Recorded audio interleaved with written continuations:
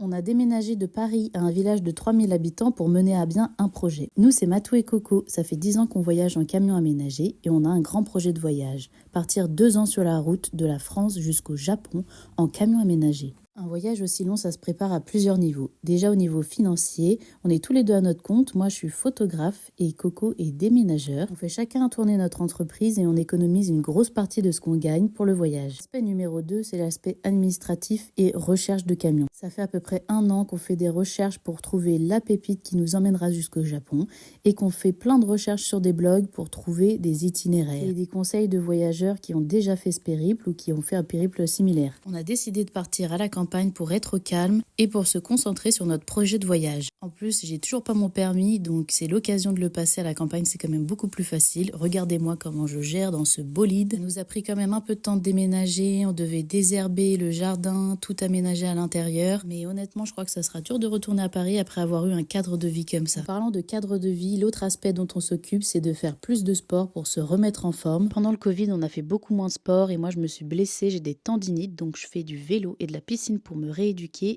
et Coco fait du footing. En vrai, c'est un aspect hyper important pour le voyage parce qu'on a envie d'être en forme et de pouvoir faire toutes les randonnées qu'on veut, ne pas être restreint. Donc, on garde la motivation en se faisant aussi de bons petits plats à la maison. 4e aspect, c'est de s'occuper de la mécanique et se former. Coco a réussi à changer l'embrayage, donc il se forme un peu tous les jours. Bon, moi, je suis pas à son niveau, mais il m'a déjà appris à faire la vidange et changer tous les filtres sur la voiture pour que moi aussi je puisse l'aider pendant le voyage. Parce que le but, c'est de trouver un camion avec une mécanique simple pour qu'on puisse faire un maximum de réparations nous-mêmes. Voilà pour ce premier épisode des préparatifs d'un long voyage. Dans le prochain épisode, on vous emmène à Angers pour tester un camion. Et qui sait, ça sera peut-être la pépite qu'on trouvera pour le voyage. À très vite, bisous!